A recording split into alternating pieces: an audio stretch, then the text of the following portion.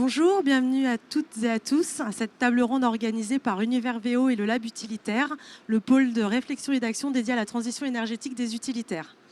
D'ici 2035, la moitié du parc utilitaire sera hybride ou électrique. Derrière cette évolution technologique se jouent d'autres transformations profondes, usage, modèle économique, infrastructure, data, formation. Nous allons explorer ensemble cette vision 2030-2035 des véhicules utilitaires. Quels scénarios, quelles ruptures, mais aussi quels nouveaux équilibres se jouent entre constructeurs, opérateurs et utilisateurs. Pour rentrer dans le vif du sujet, je vais accueillir nos 5 intervenants qui nous ont fait le plaisir de nous rejoindre à cette table ronde. Antoine, je te laisse la parole. Bonjour, Antoine Maria, donc je suis le directeur général de Maxius Motors France. Qu'est-ce que Maxius? Maxius est une marque de véhicules utilitaires électriques et thermiques qui appartient au groupe SAIC. Groupe SAIC est un groupe chinois que vous connaissez sûrement à travers la marque MG. Eh bien, nous proposons des utilitaires, que ce soit électriques ou thermiques, 7 utilitaires en tout, proposés en France à travers 50 concessionnaires. Merci Antoine. Thomas, je te laisse te présenter. Bonjour, Thomas Collard. Donc, je suis responsable rencontre pour le marché France, donc pour Flexis. Donc Flexis, c'est un nouveau constructeur européen qui a soufflé sa première bougie en avril 2025 et qui conçoit des véhicules utilitaires électriques plutôt orientés pour la logistique urbaine et la livraison du dernier kilomètre. Merci Thomas. Nicolas. Bonjour, merci Emmanuel de nous accueillir. Donc Nicolas Gourceau. Moi, je suis dirigeant associé de YouMotion, qui est un néo-constructeur de véhicules utilitaires français. Notre but à nous, c'est de faire des véhicules utilitaires un peu différents, j'en parlerai après. Pour la petite anecdote, j'ai 25 ans de métier dans l'automobile, puisque j'ai fait 20 ans chez Stellantis, et j'ai pu créer en 2015, donc il y a à peu près 10 ans, le département chaîne de traction électrique, donc on va dire que j'en connais un rayon sur l'électrique. Merci Emmanuel. Bonjour Emmanuel, merci, ravi de participer à cette table ronde.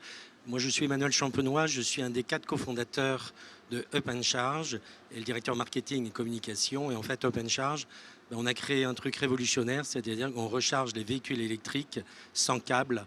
La voiture se gare, le véhicule utilitaire se gare et ça recharge automatiquement. Et donc aujourd'hui, le marché est grand ouvert pour nous. On est très heureux de participer à ce salon. La fameuse recharge par induction. Exactement. Et pour terminer ce tour de table, Geoffroy. Oui, bonjour à vous 5, ravi d'être avec vous aujourd'hui. Donc Geoffroy, moi je suis le directeur commercial de chez Mister EV. On est un distributeur donc, de produits, de solutions de recharge, donc des câbles de recharge, désolé, il y en a encore pour l'instant, des bornes de recharge, etc. On appartient au groupe Braxton, groupe alsacien spécialisé dans l'électromobilité, où il y a notamment des marques qui vous parleront un petit peu plus que Mister EV, comme ChargeMap par exemple, ou également Automobile Probe, qui est aujourd'hui un des médias références du coup dans le domaine.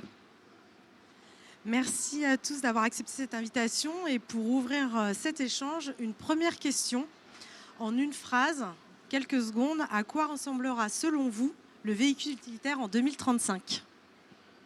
Je laisse prendre la parole à qui le souhaite. Je vais démarrer, j'aurai moins le temps de réflexion. Non, pour moi, il n'y aura pas un véhicule utilitaire en 2035, il y aura des véhicules qui vont correspondre à différents usages. Je ne suis pas sûr qu'il n'y ait qu'une seule technologie qui sorte du lot comme ça et qui soit la solution unique en 2035. Je le vois aujourd'hui, à chaque usage sa solution, et je pense qu'on continuera comme ça à proposer différents types d'énergie pour les différents usages. Je vais prendre la suite. Alors en ce qui me concerne, je trouve intéressant de se projeter sur la vision 2035 naturellement du véhicule utilitaire, mais le véhicule de 2035 c'est un peu quelque part aussi celui d'aujourd'hui, pas forcément vocation à attendre 2035 et à se mettre des limites sur ce sujet. De mon côté, je pense qu'il sera plutôt naturellement orienté sur le véhicule électrique. On voit que c'est quand même un secteur qui gagne en maturité depuis plusieurs années, qui avance à une vitesse folle. Donc le véhicule 2035, je l'imagine forcément plutôt électrique, très orienté justement sur les besoins des clients, connecté, adapté aussi aux besoins de chacun, avec des remontées d'informations multiples, beaucoup plus de facilité pour se recharger. Ça peut être des solutions notamment de recharge par induction, pourquoi pas. Mais vu l'évolution du véhicule électrique, je le vois plutôt orienté comme ça. Bon, je fais dans l'ordre alors. Oui, alors il est électrique évidemment, je vais dans le sens de Emmanuel Thomas là, et j'aimerais bien partager une phrase que je trouve pertinente qui est qui explique en fait, avant, dans le monde du thermique, on avait l'énergie gratuite et on payait la puissance. Aujourd'hui, c'est l'inverse. En fait, on a la puissance gratuite et on paye l'énergie. Et ça, c'est la révolution de l'électrique. Donc quand on parle d'utilitaire, ça veut dire quoi? Ça veut dire que le véhicule à tout faire qu'on connaissait dans le passé n'existera plus à l'avenir. Et en fait, on va segmenter les usages. Donc c'est ce qu'on disait au début, c'est qu'il y aura des véhicules utilitaires. Et il est important d'avoir un véhicule adapté à son usage. Voilà. Pour nous, la norme sera l'induction. C'est-à-dire qu'on se dit qu'avec le câble, si on charge aussi bien avec l'induction qu'avec un câble, voire mieux, et bien quelque part, pour notamment les véhicules autonomes, on a le sentiment que la solution de l'induction est évidemment, de manière automatique, évidemment la meilleure des réponses. Je ne vais pas du coup redire ce qui a déjà été dit évidemment. Je suis aligné un petit peu avec l'ensemble de vos visions, mais je reviendrai juste sur le côté, je pense effectivement personnalisé, dans le sens où, pour rejoindre ce que Thomas disait, ce côté vraiment adaptabilité, ça va vraiment être un des maîtres mots, je pense, sur l'utilitaire demain, pour pouvoir répondre à chacun des besoins, que ce soit des flottes, que ce soit un artisan, etc. Il faut que l'utilitaire demain puisse répondre à ces différents besoins et l'électrique pourra le permettre à travers différents modes de recharge par exemple. Merci à tous. On va rentrer maintenant dans le vif du sujet. Comment est-ce que les constructeurs imaginent-ils leur véhicule à cet horizon? Donc, j'ai une première question pour toi, Antoine. Vous disposez déjà d'une gamme 100% électrique. En 2035, qu'est-ce qui fera la différence selon vous? La technologie batterie, la modularité ou les services? Les trois, à mon avis. En fait, pour se projeter à 2035, je pense qu'il faut juste prendre un peu de recul sur ce qui était notamment l'électrique il y a maintenant 10 ans. Je pense qu'on va rester sur une tendance qui est quand même très lancée, très marquée. On a des véhicules qui ont de plus en plus d'autonomie. On a des véhicules qui aujourd'hui peuvent dépasser les 500 km d'autonomie, c'est le cas notamment chez nous. On a des véhicules qui sont de plus en plus abordables. On a également cet effet industriel, de par le nombre de véhicules produits, de par notre technologie de batterie, on a des prix qui sont de plus en plus accessibles. Donc je pense que si on se projette en 2035, on aura toujours plus d'autonomie, toujours plus de véhicules accessibles. Un prix toujours plus accessible. Maintenant, comme on le disait, l'usage reste clé. Et ce qu'on dit souvent aux clients, c'est qu'il ne faut pas forcément chercher la plus grande autonomie, la plus grosse batterie, notamment dans l'utilitaire, parce qu'on est là aujourd'hui pour transporter dans l'utilitaire. Il y a une notion de PTAC. Et en cherchant toujours plus d'autonomie, à se rassurer sur l'autonomie et sur la batterie, c'est souvent au détriment des qualités intrinsèques du véhicule. Donc je pense que l'usage restera clé, mais qu'on saura proposer pour chaque usage une solution qui sera abordable et on pourra traiter de plus en plus d'usages, parce qu'aujourd'hui il y a encore certains usages qui ne sont pas traités par les véhicules électriques. Je pense qu'on va pouvoir traiter dans l'avenir tous les usages, mais à chaque véhicule son usage. Oui, c'est vrai, d'autant qu'effectivement, aujourd'hui, on voit que les gestionnaires choisissent souvent leur véhicule par rapport à leur usage marginal. Et justement, c'est une question qui est à travailler. Mais du coup, comment est-ce que vous anticipez, par exemple, le reconditionné ou le rétrofit, vous, dans votre modèle? Alors nous, c'est vrai qu'on est natif constructeur électrique, c'est le cœur de notre savoir-faire au sein du groupe SAIC. Donc on n'a pas vraiment d'usage de reconditionnement. C'est sans doute une autre solution qui a un sens. Mais de par la compétitivité, de par le savoir-faire technologique et l'accessibilité des produits électriques, je suis persuadé que l'électrique natif une vraie solution, une solution d'avenir. Notre côté, si on parle de reconditionnement, nous proposons également des véhicules thermiques qui correspondent aujourd'hui à certains usages, notamment autoroutiers. Ils auront peut-être encore du sens d'ici une dizaine d'années, mais je pense qu'effectivement, comme on le disait, et notamment notre collègue de Flexis, l'électrique reste la solution d'avenir. D'accord, justement, Thomas, maintenant c'est une question pour toi. Vous concevez un Vul avec une nouvelle plateforme connectée. Quelles sont les opportunités offertes par cette plateforme et notamment sur les données d'usage? On parlait justement en introduction de quel sera le véhicule utilitaire en 2035. Nous, la vision que l'on a, c'est justement celle-là, c'est de se dire qu'aujourd'hui, on a besoin d'avoir un véhicule intelligent. Pour résumer, parfois, on a tendance à parler d'une sorte de smartphone sur roue.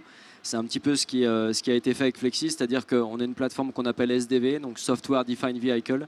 C'est-à-dire c'est une plateforme qui est complètement connectée, donc entre le véhicule et l'exploitation et le véhicule, donc les échanges sont facilités. c'est un véhicule qui peut être mis à jour à distance. Donc on peut faire évoluer dans le temps, tout comme on peut avoir des mises à jour sur son smartphone régulièrement. Donc c'est comme ça qu'on le voit, c'est-à-dire un véhicule vraiment adapté aux besoins du client, avec des données qui remontent et qui ne soient pas juste de la donnée pour de la donnée. Aujourd'hui, la data, c'est bien d'en remonter, mais il faut en faire quelque chose. Et l'idée, c'est d'accompagner justement les clients là-dessus. De quoi ils ont besoin. Le champ des possibles avec cette technologie SDV, justement, c'est énorme. On n'a même pas encore exploré tout ce qui va être possible avec cette nouvelle plateforme. Et avec les discussions qu'on a avec les clients actuellement, elles sont complètement basées là-dessus. C'est vous avez besoin de quoi, quels sont vos pain points, et à partir de ça, on arrive, nous, justement, à en tirer le meilleur et à leur proposer des solutions qui soient adaptées. C'est pour ça qu'on parle souvent de véhicules utilitaires faits sur mesure, parce qu'au-delà du hardware et du véhicule en lui-même, que l'on peut évidemment adapter à chaque besoin, c'est vraiment d'adapter aussi les services et la connectivité, donc justement au service de la productivité et puis de la durabilité aussi des véhicules, faire des véhicules qui durent plus longtemps. On avait des schémas sur le thermique à 36-48 mois qui ont peut-être plus lieu d'être finalement sur du véhicule électrique aujourd'hui, puisque on n'a pas encore exploré toutes les possibilités de cette technologie. Donc vous êtes vraiment dans une logique de co-construction avec vos clients sur l'évolution de vos véhicules. Et par rapport à la modularité, est-ce que selon toi, elle peut devenir un levier justement de circularité? Je pense justement aux pièces, aux châssis, à tout ça. Comment vous... Alors vous voyez, ça va au-delà de ça. Je pense qu'on se doit en fait d'aller sur ces schémas-là. Quand on parle de durabilité, ça intègre forcément de la modularité. Aujourd'hui, par exemple, on a une offre à 2 batteries. Donc une normal range, long range, parce que comme le disait Antoine, faire la course à l'autonomie, ça n'a finalement pas vraiment beaucoup de sens. Il faut avoir une autonomie qui soit adaptée à ses besoins. Un livreur de colis qui fait 60 km par jour, ça ne sert à rien de lui mettre une énorme batterie dans son véhicule. Par contre, nous, le véhicule a été pensé avec un seul casing batterie. C'est-à-dire que vous preniez la plus petite ou la plus grosse des batteries, le casing elle-même, et on peut éventuellement envisager un remplacement sur une seconde vie d'une batterie plus petite, ou à l'inverse de venir mettre une batterie un peu plus importante, selon les évolutions aujourd'hui aussi de la technologie de batterie. C'est-à-dire que demain, on pourra intégrer d'autres modules, d'autres packs batteries dans le véhicule. Encore une fois, dans un souci de durabilité et de se dire comment on peut justement faire durer ces véhicules, faire en sorte que peut-être on en vende un petit peu moins, mais en tout cas que ça rende service aussi aux utilisateurs, que le TCO et que le TCU soient vraiment maîtrisés. Merci. Une question pour toi, Nicolas. Vos véhicules légers incarnent une autre logique, sobriété, agilité. Est-ce que le futur du VUL, ce n'est pas finalement la simplification plutôt que la simple électrification? Ah oui, bien sûr. Moi, je dirais que les deux sont liés, parce qu'effectivement, il va falloir simplifier le véhicule pour qu'il soit plus facilement adopté. Alors, bien sûr, il va falloir garder une électrification aussi sur les usages intensifs qu'on a vu sur les grandes autonomies, les grandes puissances, etc. Mais il faut regarder aussi le marché actuel. On sait que la plupart des usages actuels sont électrifiables. Donc, il y a une nécessité peut-être de rappeler rapidement 2-3 chiffres. C'est que le kilométrage moyen aujourd'hui, c'est 76 km, que la charge utile, c'est en moyenne 140 kg et que la vitesse moyenne, c'est 30 km/h pour un véhicule utilitaire.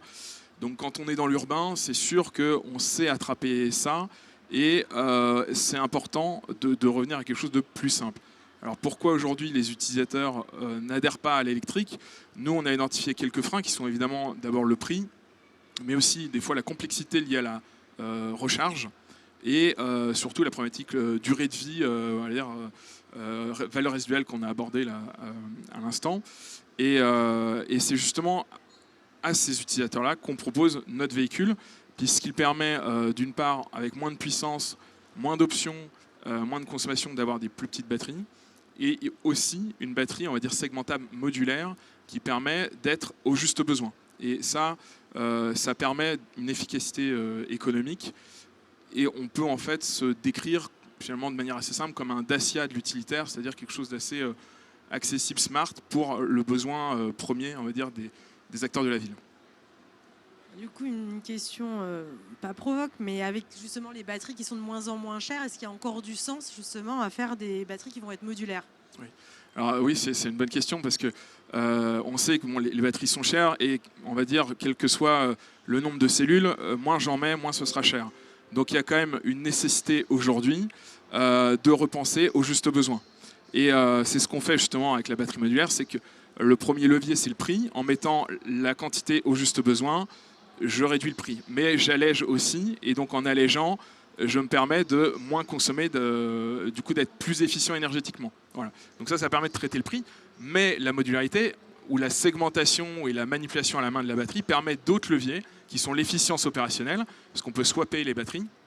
Mais ça permet aussi de, on va dire, gérer le problème de la durée de vie, et parce qu'on peut moderniser en fait à la fin de la durée de vie de batterie le pack, et ça pour moins de 5 000 €, ce qui fait que du coup on peut faire 2 à 3 cycles de batterie sur le même véhicule. Voilà. Donc ça répond aussi à la durabilité. Et puis voilà, la question de l'infrastructure de charge, ben, on sait se charger sur toutes les prises, où on veut, quand on veut, puisqu'on peut déporter la batterie et la charger sur une prise standard type 2. Voilà. Donc ça permet quand même d'autres leviers qui répondent à une équation économique aujourd'hui. Merci à tous les trois. On s'est intéressé au véhicule. Maintenant, on va plutôt s'intéresser à son environnement énergétique. Comment ces nouveaux véhicules utilitaires vont-ils se recharger, vont-ils se connecter et interagir avec le réseau? Donc là, je vais solliciter Emmanuel et Geoffroy. D'abord, Emmanuel, votre technologie d'induction bouleverse la notion même de recharge. Pensez-vous qu'en 2035, la recharge sera devenue invisible? C'est une bonne question. Nous, on en est convaincus. Aujourd'hui, la recharge, vous l'avez dit, c'est une contrainte. Et on a le sentiment qu'on apporte des vraies solutions, et notamment à Saint-Quentin-en-Yvelines, depuis maintenant 11 mois, on a un test qui est organisé par la communauté d'agglomération, où il y a 15 agents qui utilisent au quotidien notre véhicule et la borne en elle-même. Et on a des résultats qui sont tout à fait plus que probants, puisque à l'unanimité, eh bien, ces agents disent que c'est plus simple, c'est plus évident. On n'oublie pas de brancher le soir ou le matin, de débrancher le câble. En fait, ils se sont complètement appropriés le système. On a également aujourd'hui un système qui est en place depuis 6 mois auprès d'une gendarmerie à Ebly, près de Disney, où là, il y a une brigade d'une trentaine donc, de gendarmes qui utilisent notre borne. Et là encore, de la même façon, c'est des véhicules hybrides. Eh bien, jusqu'à présent, ils partaient en intervention, ils oubliaient de recharger, alors que là, qu'ils le veuillent ou non, la voiture se gare et de façon tout à fait automatique, la véhicule se charge. Donc oui, la solution invisible, nous, on est en train de travailler sur la petite sœur de notre borne, qui est aujourd'hui sur un coussin berlinois, sur un dos d'âne, et on a la version qui sera complètement enterrée, où toute l'électronique de puissance est enterrée à l'intérieur. Donc on a juste le disque qui monte et qui fait le up, qui vient se charger. Donc l'invisibilité, oui, et en fait la simplicité, où tout d'un coup, eh bien, on n'est plus à protéger par des arceaux, des poteaux, des bornes, que sais-je. On n'est plus à craindre le vol des câbles, parce que c'est un vrai sujet. Donc évidemment, l'induction apporte une vraie réponse. Vous avez des exemples très concluants, mais pour vous, pour déployer à grande échelle, selon vous, quels sont les partenariats nécessaires? Alors, on a 16 exemples, là encore, qui sont en cours avant fin juin, que l'on doit fournir auprès des plus grands gestionnaires de véhicules donc en France. Et pour les véhicules utilitaires, eh bien, on est en train de tester pour un grand opérateur sur des aéroports donc un véhicule qui ne fait pas plus de 10 km par jour. Et par contre, donc c'est un 16 tonnes, et on va livrer donc une borne d'essai 24 kW dans les prochains jours. Donc on est véritablement sur là aussi des réponses adaptées au marché de véhicules qui font en soi peu de kilomètres, peu d'autonomie. C'est ce dont vous parliez. Merci Emmanuel. Geoffroy, vous, de votre côté, vous observez des comportements de recharge à grande échelle. Quelles tendances émergent pour les flottes utilitaires, des hubs privés, de la mutualisation, de la recharge partagée? Quel est votre constat? Oui, c'est une bonne question. Effectivement, aujourd'hui, sur le déploiement vraiment de flottes, on va dire à grande échelle, c'est encore assez timide. Ça commence à venir et ça va se déployer les prochaines années. Ça, on en est convaincu. Et ça fait partie, ça répondra aux besoins qu'il y a besoin aujourd'hui. Mais effectivement, aujourd'hui, on est plus sur des hubs privés, j'ai l'impression. pour répondre à des besoins aussi tout simplement de recharge, parce que c'est aujourd'hui un des points effectivement bloquants qu'il peut y avoir sur les véhicules utilitaires. Mais ça commence à se déployer petit à petit. Et nous, notre mission vraiment, que ce soit ChargeMap, et notamment je pense à ChargeMap Business ou Mister EV, c'est de pouvoir avoir des solutions un petit peu clés en main qui vont pouvoir, si vous voulez, rassurer et accompagner du coup les flottes automobiles à l'électrification de leur flotte. Et ça, c'est vraiment une des missions aujourd'hui qu'on a, et de pouvoir faire en sorte qu'on soit plus simplement sur des hubs privés, mais que ce soit vraiment déployé au fur et à mesure partout. Et du coup, est-ce que vos offres et vos solutions chez Braxton pourraient devenir demain des outils de pilotage justement énergétique pour les gestionnaires de flotte? Alors, pilotage énergétique, est-ce qu'on y réfléchit? La réponse est oui, évidemment. Est-ce que c'est d'actualité? Pas encore. C'est vrai qu'aujourd'hui, c'est quand même quelque chose qui est assez complexe, qui démarre, on va dire, tout doucement. On parle notamment de V2G, de V2H, de V2X, enfin, voilà, des termes un peu techniques comme ça. Mais en gros, c'est simplement quoi? C'est est-ce que le véhicule demain, et notamment le véhicule utilitaire, pourra redonner de l'énergie dans des infrastructures, dans des domiciles, etc. J'en suis convaincu. On en est convaincu chez Braxton. Et notre mission globale, elle est vraiment portée là-dessus, hein, sur aider la société à aller vers des énergies qui soient plus douces, plus raisonnable. Donc oui, on y viendra quand, c'est la question. Merci à tous. On voit bien que vous avez des visions complémentaires. Bon, il nous reste une question, c'est effectivement comment mieux faire dialoguer la borne et le véhicule. Donc on va s'y attarder. J'ai une première question. Quel va être le point de friction majeur justement entre les constructeurs et les opérateurs de recharge aujourd'hui? Je crois qu'il y a... Moi, très simplement, je pense qu'effectivement, il y a peut-être un sujet sur le prix de la recharge. Parce que pour un constructeur, démocratiser l'électrique, ça veut dire proposer de la recharge pas chère à ses clients. Donc ça permet de baisser le TCO. En revanche, pour un fournisseur de bornes, l'idée, c'est quand même de faire payer le service. Et le seul moyen de payer la borne, c'est de mettre un prix de la recharge un peu plus élevé. Donc il y a un juste milieu à trouver. Mais je pense qu'aujourd'hui, sur le véhicule particulier, on l'a trouvé. Et sur l'utilitaire, on le trouvera, quoi. Tu peux rebondir. Non, mais je suis d'accord avec ce qui vient d'être dit. Effectivement, il faut qu'on puisse trouver ce terrain d'entente comme on le trouve aujourd'hui sur des véhicules légers. Le deuxième point de friction, je pense qu'on va pouvoir aussi améliorer au fur et à mesure, c'est ce côté communication auprès du client. Aujourd'hui, sur un modèle, je vous prends sur un modèle électrique d'un véhicule léger, suivant les versions que vous allez avoir, vous pouvez avoir des batteries complètement différentes, du triphasé, du monophasé. Enfin, ça peut être un petit peu parfois complexe de s'en sortir. Et donc, toujours ce côté de pouvoir accompagner les clients, de pouvoir les rassurer. Je pense que demain, il y a aussi ce fait de pouvoir communiquer, d'avoir des offres qui soient, on va dire, peut-être plus simples au fur et à mesure du temps. C'est notamment ce que Mesologue propose depuis tout à l'heure, vraiment avec quelque chose qui soit être plus simple, plus modulable, plus adaptable. Et du coup, on voit bien que l'interopérabilité et la donnée deviennent centrales. Du coup, comment coopérer mais sans se cloisonner? Ça, je pense que c'était une question pour toi et également pour Emmanuel. Oui, je ne sais pas si tu voulais aider. Merci. Donc effectivement, si on ne veut pas se cloisonner, il va y avoir effectivement le côté partage, encore une fois. Il faut mettre en place des process, je pense, qui soient simples. On parle d'OCBB par exemple, on parle de ce type de protocole-là. Il faut aller vers ce type de protocole et continuer à les développer, mais quelque chose qui soit vraiment de plus en plus simple. La data, c'est le nerf de la guerre, on en est tous conscients aujourd'hui. Tu disais à juste titre qu'il ne faut pas du coup l'utiliser à mauvais escient, ou du moins ne pas la garder pour juste la garder. Je suis entièrement d'accord là-dessus. Il faut pouvoir la partager, et la partager de manière intelligente pour que ça serve en fait à tout le monde.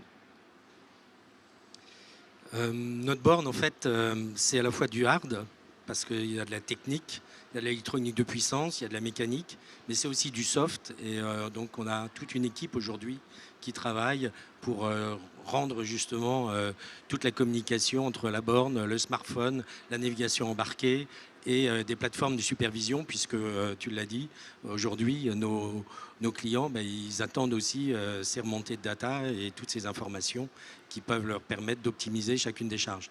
Mais aujourd'hui, nous, notre force, c'est qu'on s'aperçoit qu'en termes d'implantation d'une borne, en fait, ça coûte 2 fois moins cher d'implanter notre borne, parce qu'en 4 heures, il y a 4 spits à mettre dans le sol. On peut la déménager de manière très très simple.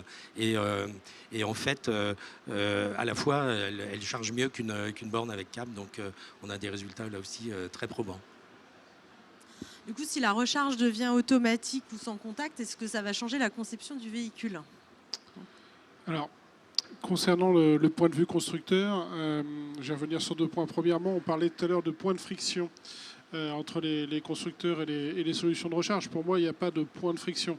Le constructeur propose un véhicule avec une source d'énergie qui est électrique, au même titre que le thermique, et après l'utilisateur en tant que tel va soit se charger sur autoroute plus cher, c'est le cas pour le carburant, mais c'est également le cas sur l'électrique, ou à domicile. Donc le constructeur propose une nouvelle énergie, au même titre qu'il y avait des énergies fossiles au préalable, et après l'utilisateur choisit la solution.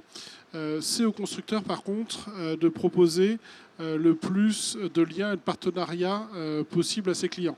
Au même titre qu'un constructeur utilitaire va avoir différents partenaires carrossiers pour faire des caisses, des bennes, enfin vous connaissez tous les carrossages habituels. Je pense que le constructeur doit pouvoir ouvrir le scope des possibles auprès de ses clients au mode de recharge. Je ne pense pas que le constructeur ait à privilégier un mode de recharge, mais je pense qu'il doit pouvoir proposer pléthore de solutions à ses clients sans rien trahir. En amont de cette table ronde, on a pu échanger un petit peu et finalement on s'aperçoit qu'on est juste dans des volontés de partenariat et que dès qu'on échange, on trouve des synergies communes. Et je pense qu'aujourd'hui, c'est le rôle du constructeur de proposer à ses clients différentes synergies et différents partenariats et pas de cloisonner sur une solution. Emmanuel, sur le point de vue opérateur de recharge. Alors, évidemment, on est en contact avec différents acteurs. On a parlé des constructeurs aussi. Nous, aujourd'hui, notre système, il est en deuxième monte, mais on espère bien pouvoir être en première monte. Et puis, les opérateurs, là encore, il y a des contacts qui sont menés. Nous, on est une start-up, on a 3 ans, 4 ans d'existence. Et encore, tout nous reste encore ouvert, mais on commence à entamer des vraies bonnes relations. Si on se projette sur un scénario extrême, on imagine qu'en 2030, le réseau est 100% renouvelable mais saturé. Comment est-ce que vous allez adapter vos modèles économiques? Une question pour toi, moi, Thomas. je peux la prendre. Alors, premièrement, déjà, le réseau saturé à l'horizon 2030, c'est pas vraiment le scénario RTE ni celui d'Enedis. Donc, on va essayer de ne pas faire peur à tout le monde avec des infos qui n'en seraient pas. Réseau saturé, ce ne sera absolument pas le cas. Et pour revenir un peu sur ce qu'on disait juste avant, moi je ne le vois pas vraiment comme des points de friction, je le vois plutôt comme une opportunité. En fait, on se rend compte aujourd'hui que la recharge, c'est en effet un vrai sujet parce que c'est la nouveauté pour la plupart des clients. On parle souvent du nombre de bornes publiques, etc., etc. Mais nommer les bornes publiques, ça serait comme réduire le nombre de stations-service en France à celles qui sont disponibles sur l'autoroute. Ce qui n'a pas vraiment de sens finalement. La plupart des clients se rechargent chez eux. La recharge en itinérance, c'est une vraie bonne solution, mais ça ne doit pas être la norme pour se recharger au quotidien. Nous, chez Flexis, ce qu'on essaie de faire justement, c'est d'accompagner les clients aussi sur la gestion de l'infrastructure de recharge en développant ce qu'on appelle le smart charging, qui correspond juste à l'idée d'avoir le véhicule disponible au bon moment et pour la tournée qui doit être faite dans la journée. Ce que je dis souvent aux clients, selon ce qu'ils mettent comme infrastructure de recharge, s'ils rentrent les véhicules à 18h, ça n'a absolument aucun intérêt que leur véhicule soit chargé à 1h du matin. Il vaut peut-être mieux downsizer justement la taille de l'infrastructure et pouvoir en déployer peut-être plus et avoir des véhicules qui soient disponibles quand on part à 6, 7 ou 8h du matin. Donc c'est vraiment le côté opportunité. On a parlé tout à l'heure des gros mots V2G, V2L, etc., etc. Ça aussi, ça fait partie de l'avenir des véhicules utilitaires. Et quand je parle de l'avenir, c'est tout de suite, c'est maintenant. Hein. Les véhicules sont déjà équipés. En tout cas, chez Flexis, c'est le cas. L'idée serait de restituer de l'énergie dans le réseau quand le réseau en a besoin et de le revendre à bon prix et de racheter moins cher l'électricité qu'on utilisera dans sa tournée. Donc, peut-être même que demain, finalement, avoir un véhicule utilitaire électrique avec du smart charging permettra de réaliser des économies, d'intégrer ça aussi au TCO du véhicule. Donc, en fait, le champ des possibles, encore une fois, il est immense. Et on a vraiment des boulevards devant nous, et que ce soit pour tous les clients. Et il faut vraiment le voir comme ça. C'est en train d'évoluer. On a EDF aujourd'hui qui propose des solutions justement avec des gestions de temporalité justement au niveau des recharges, avec des recharges qui coûtent quasiment rien à certaines heures de la journée et pouvoir restituer au moment où l'électricité est relativement chère. C'est vraiment des sujets sur lesquels je pense que nos clients vont se pencher à l'avenir. Il faudra qu'on les accompagne, nous constructeurs, et puis aussi aux opérateurs de recharge, c'est évident. Ouais. Et du coup, sur ce sujet, si on se place, on en discutait un peu plus tôt, si on se place du côté des collectivités, quel pourrait être leur rôle? Je crois que c'est une question pour vous, Emmanuel. Là encore, il y a un beau sujet sur les collectivités. C'est aujourd'hui le fait de pouvoir proposer à la fois à leur interne, donc aux différents agents, le fait de pouvoir recharger de manière très simple sans qu'ils oublient de recharger et en toute évidence, c'est évidemment un plus. Le deuxième chose, c'est par la suite, auprès de tous les publics, le fait là aussi de proposer des bornes qui soient accessibles notamment pour les personnes à mobilité réduite. Parce qu'aujourd'hui, la vraie difficulté avec l'électrification, c'est-à-dire qu'en fait, il faut repenser l'ensemble des places et la configuration, les VRD, les abords, parce qu'il faut rester avec une borne d'un mètre 20 tout autour pour favoriser l'accès donc au fauteuil électrique, électrique ou pas.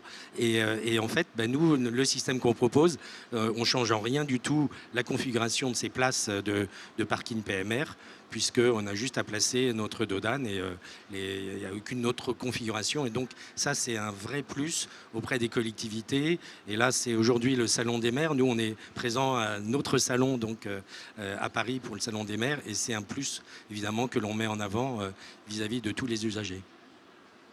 Merci. Concrètement, comment est-ce qu'un véhicule, une borne, pourrait-il mieux se parler? Alors, là, je m'adresse à toi Thomas, Antoine aussi si tu veux répondre. Comment il pourrait mieux se parler? Alors, il se parle déjà pas trop mal aujourd'hui, donc ça c'est plutôt la bonne nouvelle. Ce que l'on peut voir ces derniers mois, ces dernières années, c'est l'avènement aussi de la borne qui reconnaît automatiquement le véhicule. On a justement ChargeMap qui est représenté aujourd'hui et l'idée c'est demain c'est de ne plus avoir justement à badger sur la borne avec le badge ChargeMap, mais de se dire que voilà, quand on connecte le véhicule, la borne reconnaît le véhicule, le compte associé, la facturation associée, et là pour le coup encore une fois c'est faciliter l'usage pour les clients. C'est se dire aussi que demain quand on a X livreurs, X collaborateurs sur la route avec des véhicules électriques, c'est pas de gestion justement de badge, j'ai perdu mon badge, comment je fais, etc. C'est de se dire que c'est la borne qui le reconnaît. Donc on en a parlé, pour moi ça c'est la vraie solution d'avenir et c'est déjà en train de se mettre en place. Je sais qu'il y a des tests et j'ai pu en bénéficier il y a peu de temps à titre personnel et c'est quand même très intéressant.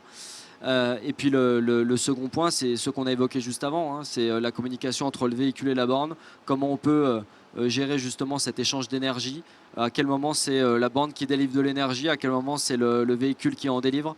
Donc ça c'est pareil, c'est en train de se mettre en place et je pense que c'est en train de bien se mettre en place et on va voir de belles choses dans les prochaines semaines, dans les prochains mois je pense. Alors, moi, si je parle de charger les batteries, alors je vais pas aller dans votre sens, dans le sens recharge de batterie sur le véhicule, mais dans le savoir-faire de Maxus, il y a d'autres solutions qui existent, alors qu'ils ne sont pas aujourd'hui commercialisées en Europe. Ça pourrait l'être si on trouve un partenaire, mais qu'on a lancé en Asie sur des grandes mégalopoles, c'est tout simplement le swap de batterie. C'est tout simplement comme une station de lavage, arrivé, le véhicule est reconnu automatiquement, la batterie du véhicule descend, une nouvelle batterie arrive et en moins de 2 minutes, on repart avec une batterie chargée. Alors, c'est une autre solution dans la recharge de batterie. Du coup, la batterie séparée du véhicule peut être chargée de façon lente et pas de façon rapide. Ça peut être une autre solution et là, c'est encore une autre façon de voir le véhicule électrique et la recharge de ce véhicule. Et il faudrait du coup une coordination aussi entre tous les constructeurs pour que ce swipe soit possible, quoi. Aujourd'hui, ce qu'on fait, notamment en région de Shanghai, on travaille beaucoup avec les taxis, on pourrait imaginer des taxis parisiens. Ça se fait notamment sur la partie transport de personnes. On a des stations de lavage, il y a un abonnement qui doit faire à peu près l'équivalent de 150 €. Et pour cet abonnement-là, en fait, tous les taxis peuvent changer à volonté leur batterie. Alors effectivement, il faut acheter un véhicule de la marque Maxus, mais c'est plutôt une bonne chose. Mais derrière, ça permet de pouvoir changer avec d'être captif, c'est pas si idiot que ça.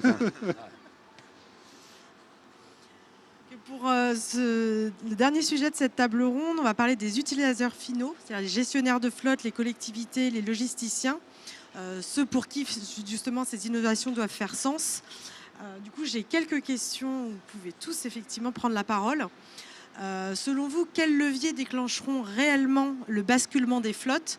Est-ce que c'est le TCO, l'autonomie, la fiabilité, la simplicité ? Écoute, nous on a une réflexion simple qui vient de nos clients qui dit aujourd'hui ce qui bloque quand même c'est le coût et on va dire, la gestion de l'infrastructure de charge globalement. Ces interlocuteurs différents avec des abonnements séparés, donc il y a une petite complexité à l'entrée, mais après ça se passe très bien. Donc pour répondre à ça, nous ce qu'on propose, c'est une autre approche du triptyque, une place, un véhicule, une borne. C'est d'avoir tout dans la même solution, donc notre véhicule avec des batteries extractibles à la main. Donc ce qui permet ça d'apporter une vraie innovation, puisque la batterie, je peux l'amener où je veux. C'est-à-dire quand je ne peux pas amener la borne à la place, j'amène la batterie à la prise. Et donc pour toutes les petites utilisations et le besoin urbain, on peut du coup flexibiliser, rendre plus, on va dire, intéressant l'utilisation des batteries. Et ça a une autre vertu, c'est que la batterie, on peut l'utiliser pour autre chose que pour le véhicule. Donc on parlait de V2G, etc. Nous, justement, on fournit un adaptateur qui permet de brancher les batteries sur le bâtiment et de réduire ses consommations pic, par exemple, sur tout ce qui est serveur ou éclairage, des choses comme ça. Donc ça permet vraiment de lancer une synergie à plus grande échelle entre les flottes et la gestion des bâtiments, par exemple. Moi, pour répondre à ta question, je parlerai de simplicité. On a su se débarrasser des câbles, des fils pour les écouteurs. Aujourd'hui, imaginons qu'on ait à se brancher sur Internet et qu'on aille le long des murs chercher une prise Ethernet. C'est juste du délire. Le Wi-Fi est là. Donc le câble, c'est une évidence. Le sans fil également. Donc la simplicité, l'évidence d'un système sans contrainte. J'ajouterais l'accompagnement. Je pense que c'est vraiment un peu un des axes qu'il faut avoir en tête, c'est que les flottes, je m'accompagne des flottes notamment sur des véhicules légers tous les jours, sur des véhicules utilitaires ça commence, et c'est souvent la peur du changement en fait. Quelle est la carte politique que l'entreprise va mettre en place au niveau d'une flotte? Comment est-ce que je m'y prends? Qu'est-ce qu'il faut que je mette en place? Et en fait, c'est charge à nous, à chacun des interlocuteurs en fait, qui vont avoir du coup en relation, de pouvoir rassurer, de pouvoir amener des solutions qui soient adaptées en fait à leurs besoins. Et une fois qu'on arrive à aller dans ce changement-là, de l'initier, en fait, on se rend compte que derrière, ça va tout seul. Et une fois qu'on aura commencé à aller vers ce changement-là, je pense que ça sera déjà beaucoup plus simple. Je peux prendre la suite, mais ta question, Emmanuel, c'était de savoir à quelle issue, est-ce que c'était plus simple, quand ça sera plus abordable, etc. Je pense que c'est un tout, finalement. Les clients nous le disent. Nous, on part du principe que justement, ça fait partie d'un accompagnement, que ça fait partie de notre rôle aussi, de les accompagner sur tous ces créneaux-là. C'est-à-dire comment on peut optimiser le TCO, mais aussi le TCU, donc Total Cost of Usage. Comment on peut justement améliorer l'efficacité opérationnelle des clients pour justement aussi optimiser leur rendement, réduire leurs coûts. Ça fait partie des solutions qu'on veut apporter. Le fait d'avoir un skateboard, aujourd'hui une plateforme connectée, nous permet aussi de venir optimiser ces rendements-là.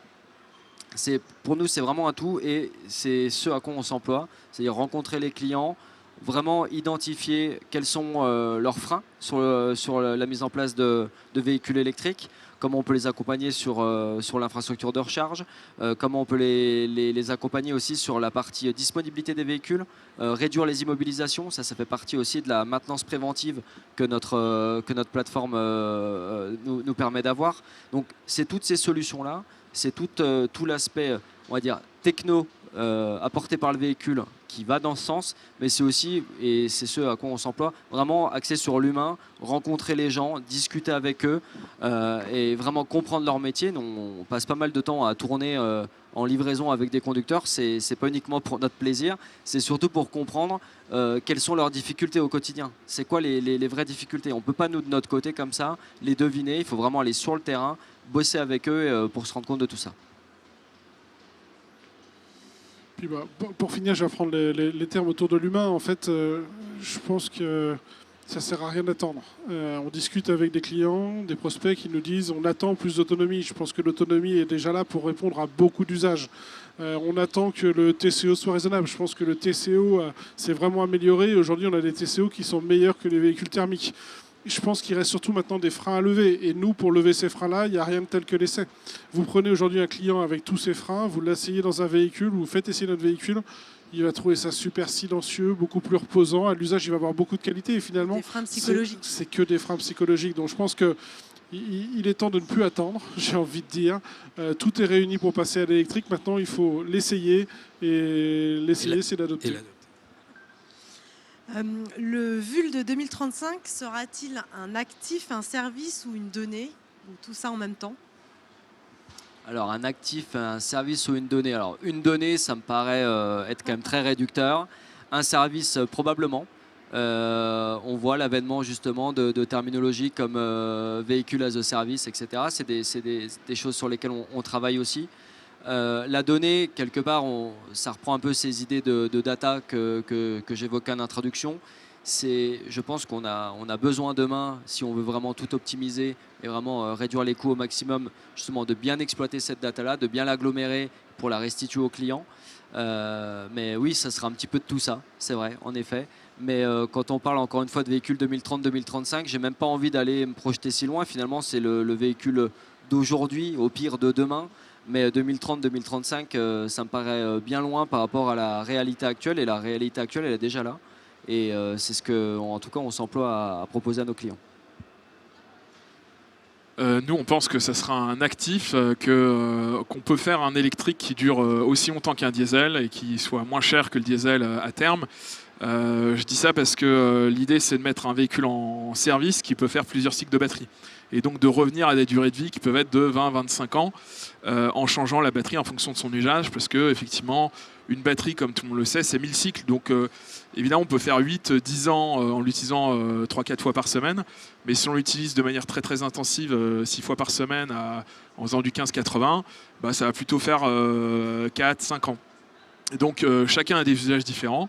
Et en fait, c'est comme les piles dans un jouet. C'est-à-dire que si on tape beaucoup dedans, il faut pouvoir les changer facilement, rapidement. Et pouvoir garder l'actif principal qui est son véhicule. Parce que beaucoup de nos clients aujourd'hui personnalisent le véhicule sur l'intérieur, sur l'extérieur. Et donc il faut pouvoir avoir une visibilité, un amortissement supérieur aux 5 ans du leasing actuellement. Donc pouvoir le garder plus longtemps, c'est intéressant. Et voilà, on travaille beaucoup sur l'actif, pour résumer.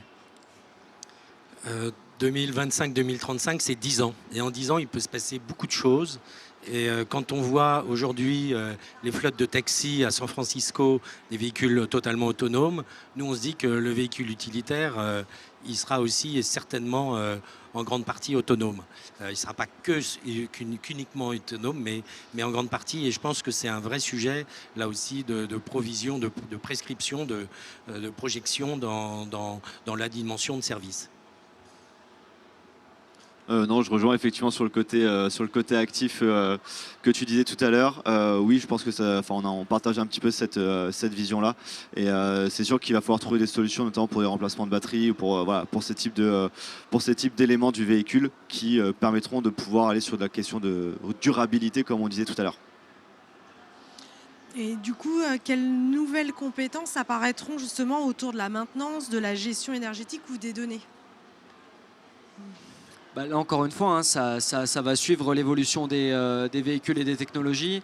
Aujourd'hui, évidemment, en termes de maintenance, ça demande une mise à jour des après-ventes d'une manière générale, qui ont été biberonnés au diesel depuis des dizaines et des dizaines d'années. Donc là encore, il y a une démarche, il y a des changements à apporter, il y a une conduite du changement à mener aussi au sein des ateliers, partout sur le territoire et partout en Europe. C'est-à-dire former les techniciens à la maintenance de véhicules électriques. Comment demain on va pouvoir aussi s'axer sur la réparabilité des batteries, la réparabilité des véhicules, concevoir des véhicules aussi qui soient le plus réparables possible. Il y a eu des débats il y a quelques années sur des marques automobiles qui ne le permettaient pas forcément, et ça ne s'inscrit pas dans la démarche que l'on doit suivre. Mais bien évidemment, tous ces métiers-là vont devoir aussi évoluer pour accompagner le changement sur le véhicule électrique. En termes de gestion de flotte notamment, d'exploitation, là aussi ça va demander d'autres compétences, d'intégrer notamment la recharge dans le quotidien de ces équipes-là. Mais là encore une fois, il y a des solutions à apporter, ChargeMap peut en apporter, les constructeurs peuvent en apporter, les fournisseurs de bornes aussi peuvent en apporter. Il y a un accompagnement à faire et les gens, je pense, sont preneurs. Je pense effectivement la réparabilité, c'est un vrai sujet parce que quand une batterie ne marche pas, c'est de l'immobilisation. Donc il faut pouvoir trouver une solution rapidement et à proximité. Les réseaux de concession aujourd'hui des grands constructeurs sont en train de se développer. C'est quand même assez compliqué quand on est dans des villes de taille moyenne. Donc nous, on a pris le pari justement d'essayer on va dire, traiter ce problème-là en rendant possible la maintenance batterie par l'utilisateur. En fait, tout simplement, lorsqu'on fait de la basse tension, qu'il n'y a pas besoin d'habilitation pour manipuler les batteries. C'est pour ça que la batterie manipulable, c'est une vraie solution, parce que si la batterie tombe en rade, on peut faire parvenir à nos clients en J+1 une batterie de remplacement et c'est reparti. Donc ça, c'est une vraie solution. Ça répond à un besoin, justement, de nos acteurs de re-internaliser la maintenance sur certains points. Bon. Après, il y a aussi une évolution qui va se faire, c'est plutôt sur la tarification et la gestion économique en fait, des assets. C'est que, comme je disais tout à l'heure, il y a vraiment une mutualisation des bâtiments et des flottes et qu'il va falloir raisonner au global. C'est-à-dire combien j'investis pour combien je gagne et sans doute une meilleure gestion également des tarifs de l'électricité puisqu'on arrive dans un pricing dynamique avec les fameux prix spot. Donc nous, EDF est un partenaire avec qui on travaille sur une offre un petit peu justement premier prix là-dessus et il va falloir que les clients soient bien accompagnés là-dessus pour comprendre comment optimiser leurs coûts. Voilà. Et justement, en termes d'accompagnement, pour les plus petites flottes, comment est-ce qu'on peut favoriser cet accompagnement ? Alors nous, on travaille beaucoup avec les petits utilisateurs aussi pour faire quelque chose d'assez intuitif. Justement, comme je disais, nous, on fait des petits usages de petite vitesse, donc sur le circuit urbain, donc typiquement commerçants artisans, qui ont la possibilité justement de remplacer assez facilement l'électrique quand ils ont un périmètre, on va dire, de 50-70 km max, avec de la charge utile, parce qu'on fait 1 tonne de charge utile, on peut faire de 5 à 15 mètres cubes d'emport. Donc on propose une solution premier prix, moins de 20 000 €, ce qui permet d'aller chercher justement les petits usages. Parce qu'une fois qu'on dit qu'il faut électrifier, comme on disait tout à l'heure, ça se segmente et il faut, pour démocratiser, une offre, on va dire, premier prix. Et c'est justement plutôt l'intention des commerçants artisans et des petits utilisateurs qu'on développe cette offre pour que ça soit intuitif et simple. Alors, nous, chez Maxus, on est persuadé que l'homme est au cœur de la décision et on pense que le B2B, c'est avant tout une histoire d'homme. C'est pour ça que le réseau est primordial. On a d'ores et déjà une 50aine de concessionnaires avec une 50aine de vendeurs Maxus. On est en plein développement et on est persuadé que le rôle du vendeur a évolué de la vente classique vers le conseil.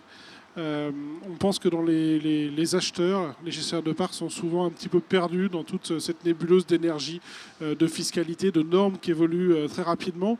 Et c'est d'autant plus vrai que la société est petite et qu'il n'y a pas forcément de spécialistes.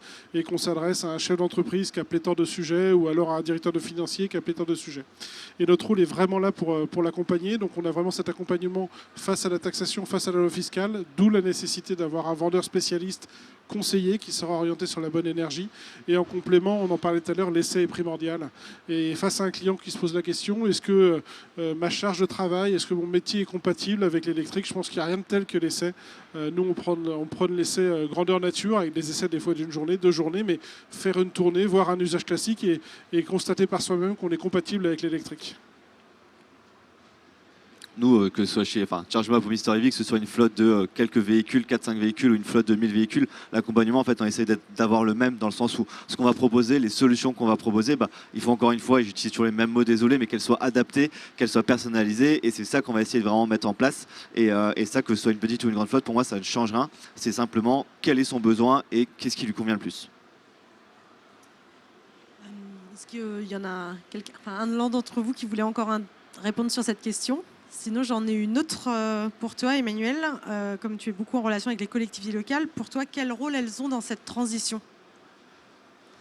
Alors, comme je l'ai dit tout à l'heure, il y a un besoin aujourd'hui qui est de proposer aux usagers des solutions qui soient simples et adaptées. Nous, en fait, ce qu'on s'aperçoit, c'est que les gestionnaires de flotte, ils nous disent les gens oublient d'aller recharger par exemple, ça veut dire que la tournée ne peut pas se faire le matin parce que ça a été oublié. Nous, quoi qu'il arrive, la borne, comme elle est automatique, eh bien, dès que le véhicule se gare, ça recharge, que la personne le veuille ou non. Et donc en fait on oublie qu'on charge et c'est quelque chose qui est là encore une vraie réponse à des solutions, mais également aux collectivités vis-à-vis des usagers, aux collectivités vis-à-vis de leur interne. Donc donc de l'importance d'une offre adaptée, simple à mettre en œuvre et qui propose, et c'est contre-intuitif, eh bien, des gains supérieurs par rapport à la charge classique. Pour conclure, je vous propose un dernier tour de table. Quel est votre pari le plus audacieux pour 2035 ? Donc en une phrase, je vais vous demander justement quel est votre pari ou votre rêve pour le véhicule utilitaire de 2035 ? Bon, alors je prends la parole, exercice difficile, mais nous, on espère en tout cas qu'en 2035, on électrifierait à peu près la moitié du parc. Ça serait un bel objectif.